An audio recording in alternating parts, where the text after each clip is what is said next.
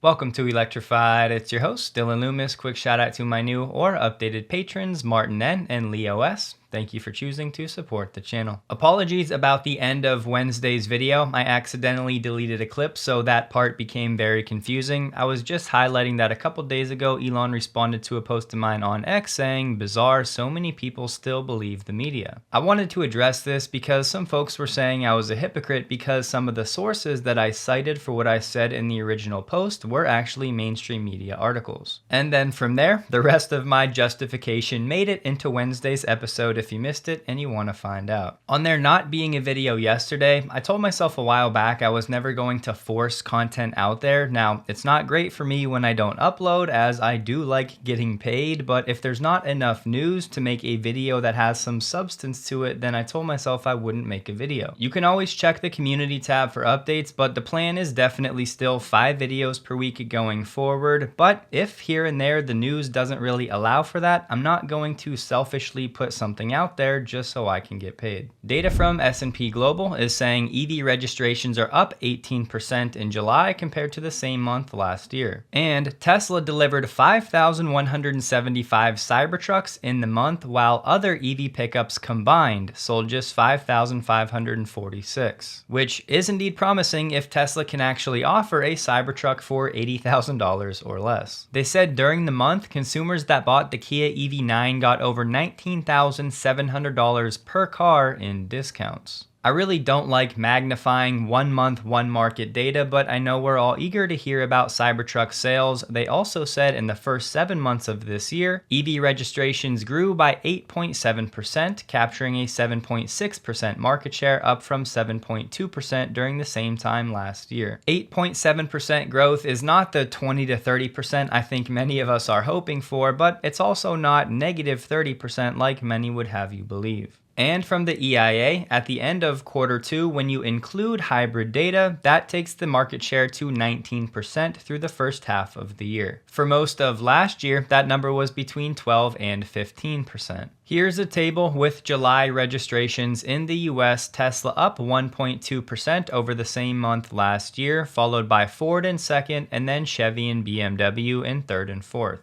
I'm not sure exactly what this data point is worth, but it's accurate to say in July, the Cybertruck had more sales than the entire Rivian brand combined, as Rivian came in at 4,545. There was a post on Reddit that has since been taken down and the user deleted his profile, but Matthew DR found it before that happened and shared it on X. Here's the image. The chatter is that this is Tesla testing the Cybercab at the Warner Brothers studios, and it looks like there's a Model 3 trailing it. I have to say, the word is that the Reddit user that shared this image is an employee at Warner Brothers, but that has not actually been confirmed. Either way, let's just assume that's exactly what this is. The yellow could be a nod to the cab of old. And clearly, in my opinion, Tesla has something under the yellow here to actually distort what the actual Cybercab will look like. Meaning, if you were to just continue this natural slope, that's likely what we should be expecting. Is it possible this could be part of the design for storage or luggage, something like that? Sure, but how likely is it? I would say not very. Personally, I keep coming back to this image, and I would hope that behind the seats of this 2-door concept, there would be room for luggage in the back. That's without this boxy design. Also on the front, you see this indentation right between the headlights, seems to be distorted. And I have to say, the rear wheels do actually look bigger if you look closely, but I think there's a chance it's just the perspective of this photo. It does appear to be a 2-door. It's pretty tough to see through the windshield to tell if there's a steering wheel or anything like that. And we're less than a month away. We've already waited so long, so I'm not going to get too carried away with this, but it's intriguing for sure. And while everyone is understandably focused on the Cybercab, we can't forget that Tesla is also widely expected to launch a more affordable vehicle on the existing production lines. So there should actually be a smaller Tesla vehicle that's not the Cybercab that will have a steering wheel, which is why I said I can't tell if this is that vehicle. But my hope is that it's not, because selfishly I would like that more affordable vehicle to still have 4 doors. Spoken as someone who used used to own a two-door vehicle. I thought it was awesome for about 2 weeks, and then I had enough. The original Reddit post did say that the back end of this vehicle had a full-width tail light similar to what the Cybertruck has. So yeah, I would not be fooled by this shape, but I think it would be hilarious if at the event, Tesla were to roll out this exact vehicle acting as if it was the real model. If they tried to play that off for even like 30 seconds, I think it would be hilarious. Kind of like this How It's Going post from Pete on X. And for whatever it's worth, Rebecca Tanucci, who used to work at Tesla overseeing charging, shared an article that was titled "One of Tesla's Big Cool Ideas May Finally Come to Reality." She's actually the one that gave the presentation that had the picture of the wireless charging mat under the Tesla in a garage. I'm very confident this is coming to Tesla eventually, it's just a matter of when. Two accounts that I'm confident would share the truth of their experience about FSD 12.5 have talked about it on Hardware 3. Jordan from The Limiting Factor said it's a regression for me, probably back beyond FSD 12.3.6. The main reason, it's just too unpredictable. Is he worried about it? No. But there are some other quirks that he doesn't like, and overall, it's felt like a step back. Then Scott Walter said first impression is lots of regressions and unsafe following distances. He went on to share a handful of things that he doesn't like, concluding with, "I'll be doing the driving more myself now. I don't like it. I don't trust it. I prefer 12.3.6. Two reasons I wanted to share these. One, to keep our expectations in check. And two, I know a lot of people out there are still frustrated they don't have 12.5 yet, stuck on 12.3, but it may be in your best interest to be stuck. And usually if you're waiting for an update, there's a good reason for it. So just keep that in mind, and remember, as always, FSD experiences region to region are going to vary widely. Also, this is Tesla's first attempt with this quantized compressed model for Hardware 3. I'm sure there will be a ton of learnings, and hopefully in the weeks and months ahead they can figure it out. I say that because long term it'll be a great skill for Tesla to have in its bag of tricks, but we have to remember 12.5.2 is supposed to be on AI3 as a unified model. Keys on X, who has been following the autonomous regulations across Europe closer than anybody else I've found, gave us a great update. Shockingly, the regulatory bodies are making rapid progress. There's been changes to the system-initiated maneuvers, so these updates would allow FSD to make autonomous lane changes, to merge and do other things without needing prior driver confirmation. Another development is the proposed amendments with regard to the HOR, or hands-on request. In America, what we call the NAG. There's a chance with these proposals, at least on the highways, that there would be no NAG for FSD across Europe. And he said the upcoming GRVA sessions in September will finalize some of these critical changes. Tesla has to be in the regulators' ears because you may recall just earlier this year they were planning on not allowing for system-initiated changes, which is effectively all of FSD. Could you imagine if every time your car needed to turn or change lanes or merge, you had to confirm that that maneuver was okay? Even if FSD was allowed on the streets, people wouldn't buy it because it wouldn't be good to use. It's quite an encouraging update, and I did go through the actual source document itself, so I'll have this linked below if you're interested. GM is confronting a lawsuit over claims it unlawfully collected and sold the private driving data of 1.5 million people to third parties, namely insurance companies, to manipulate their insurance rates. The US government, with help from companies like AT&T, have engaged in massive surveillance of millions of ordinary Americans since at least 2001. Many ISPs collect and share far more data about their customers than many consumers expect.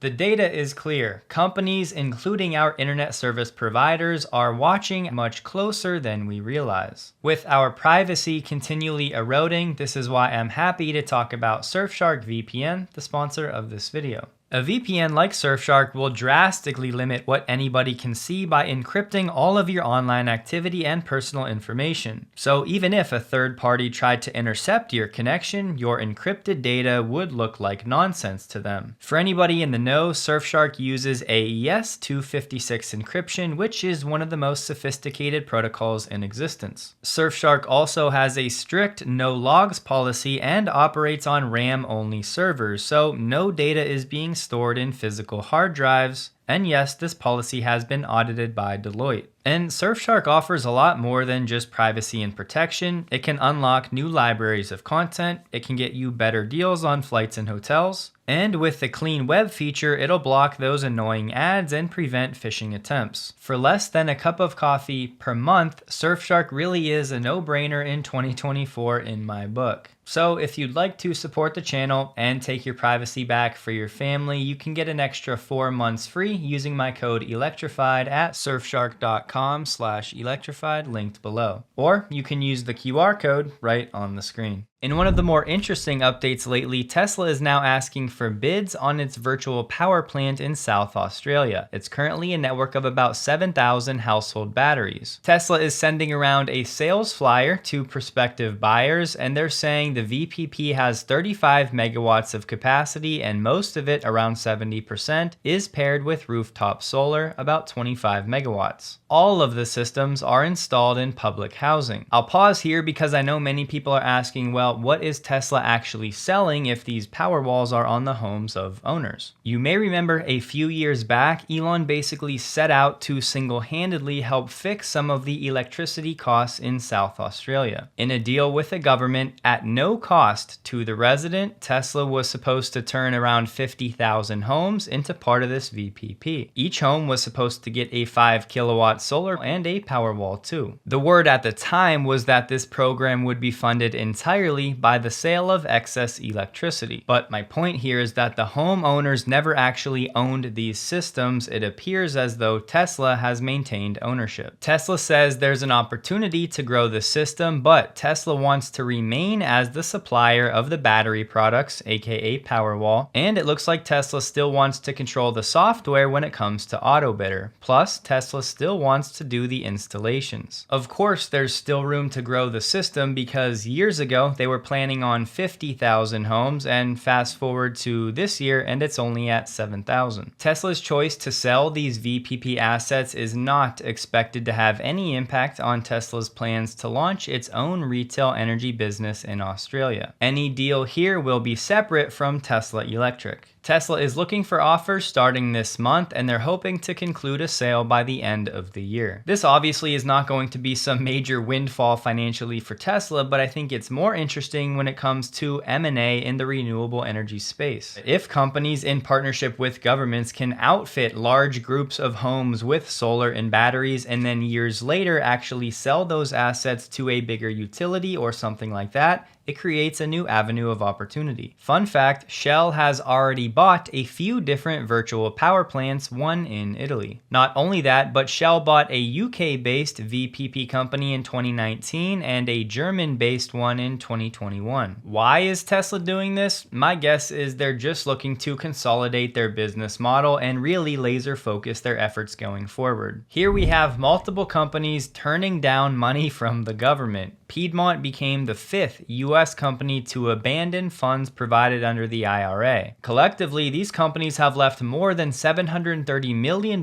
in tentative grants and an undetermined amount of subsidized loans on the table. The money that was earmarked for Piedmont was supposed to be for a lithium processing plant in Tennessee. But since those grants were announced, Piedmont is now saying that the cost to build this site have risen by hundreds of millions of dollars. Simultaneously, as we've been highlighting, the price of lithium is plunging. In short, rising costs paired with falling lithium prices make this business model much more unattractive. Piedmont's CEO said ultimately higher lithium prices will be required to support the development of lithium projects, ours and others that will be necessary to meet projected demand. Fundamentally, the industry needs stronger pricing for big projects to be built, full stop. That's across the board, it's not a Piedmont matter. Which brings us to Tesla and its upcoming lithium refinery in Corpus Christi. It'll be interesting to see if there are any delays or anything with that plant. It's already a bit behind schedule, but maybe there's a good reason that Tesla is taking it slow. Just so you know, the other companies also not taking money, Applied Materials, they were going to build a lithium metal foil plant. Amprius was going to build a silicon nanowire manufacturing plant. Lilac Solutions was going to work on a lithium extraction process. And Syrah Resources is is now reconsidering its plans for a graphite processing facility. By and large, I think most people hear lower lithium prices and get excited because they think battery prices will come down, which there's certainly some truth to, but there's another side of the coin as well. Tesla Charging said a more granular overview of upcoming supercharger sites is now live. This includes locations that are under construction or will be soon. We plan on updating this monthly. Example, on the supercharger map, if you zoom in, you can see some of these sites, and this one in Lake Okeechobee, Florida was a voting winner and is in development. Max, who works on supercharging at Tesla, said we're also working on longer term superchargers, but this is a great overview already of most openings in the next 18 months. I've been waiting on an update for that Tesla Semi crash that led to that fire that got a lot of coverage, and we finally got one. But all they said, the truck was not operating on one of Tesla's automated driving systems. They were not operational and could not be engaged. The crash happened at 3:13 a.m. and the semi left the road while going around a curve to the right and hit a tree. Maybe drowsiness, that's my speculation, but the NTSB said all aspects of the crash are under investigation. Translation, we're still waiting for the cause. Remember these, the next-gen USPS trucks? Well, they're out on the roads in Athens, Georgia, and the drivers are loving them. It's not just the duck version, but they have van versions as well. They're getting rave reviews, and in a few years, the expectation is the fleet will be 60,000, most of which will be electric. The number they're saying is around 45,000. The old ones got 9 miles per gallon, and 100 of the vehicles caught fire last year. The new ones actually have safety features like airbags, cameras, blind spot monitoring, collision sensors, and anti-lock brakes. The old ones didn't have that, but the biggest one, according to the drivers, these new ones actually have AC. A lot of people are praising Louis DeJoy for this transformation, but don't forget, he was actually the one that was pushing for most of these next-gen vehicles to be ICE vehicles. It took an uproar of backlash and lawsuits for him to actually get it right and move electric. To help with the transition, the government gave $3 billion to the Postal Service. Hopefully, you'll see these out on a street near you sometime soon. GM, in partnership with EVgo, are planning some more flagship charging locations with 400 EV charging stalls. Most stations will include up to 20 fast charging stalls with speeds up to 350 kilowatts, pull-through stations, security cameras, and gas station style canopies with ample lighting. The first locations with EVgo's modular prefabricated charging stations will open in 2025,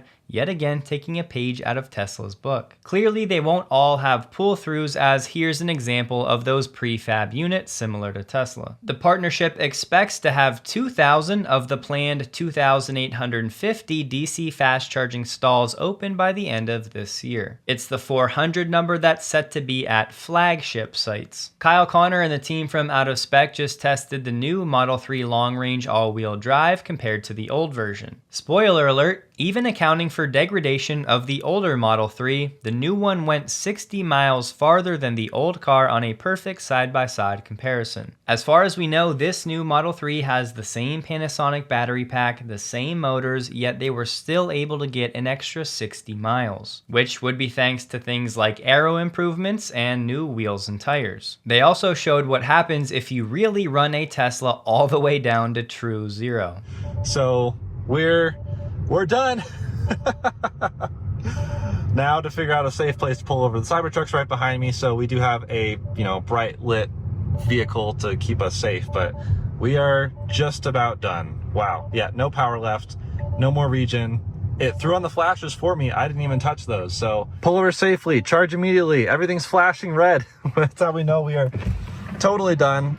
So time to charge this thing up off the Cybertruck. Cool video, but yeah, they got 370 miles on their 70 mile per hour test. The EPA estimate for this exact vehicle is 341 miles. Tesla is either reducing the Cybertruck wrap program in-house, or they're just out of supplies of some colors. They were offering 11 colors, it's currently down to 3. Before they were offering this in California and Texas, now it's just California. China has strongly advised its car makers to make sure advanced EV tech stays stays in the country. Beijing is encouraging Chinese automakers to export knockdown kits to their foreign plants, which is just the key parts built in China and then the parts sent somewhere else for final assembly. This is likely to have big implications because many of these Chinese EV makers are currently rushing to build factories around the world to avoid tariffs. It'll take a few weeks or months to see if any of these companies back off those new factory plans. Something to watch: the House of Representatives did vote to approve new legislation that would tighten the rules for Chinese content qualifying for tax credits. This would still have to pass the Senate, but if it did, this would mean fewer vehicles qualifying and would mean that the rules like emissions and EV targets would need to be rolled back. Speaking of companies trying to roll back emission requirements, VW's Supervisory Board Chairman just called on the EU to lower the fleet limits because the payments to companies like Tesla are painful. As I said on X though, this just means that those penalties are working as intended. In case you're interested in learning more about Tesla's Ether Loop and the Cybertruck and related technology, Phil Truby on X put together a very good video on the matter. I'll have it linked below, but I want to play a quick clip. Regular cars have about 70 ECUs.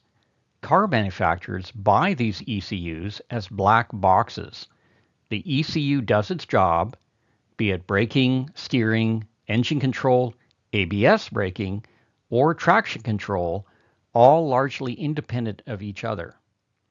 Both the sensors and the outputs are connected to the appropriate ECU, so all a car manufacturer has to do is to buy an entire brake system, for instance from Brembo or whoever, and the integrated ECU comes with it. So along with the problem of cross-car wiring, another problem with this architecture is upgradability. There's typically no mechanism to do an over-the-air update. Okay, so what does Tesla do different? Well, instead of 70 ECUs spread around the car and associated cross-car wiring going to many of them, Tesla instead has 6 master controllers, also known as zone controllers, which are placed in strategic locations, such as the left front, central MCU, right controller, rear controller. And there's a couple of other important ones, the high voltage controller and the autopilot.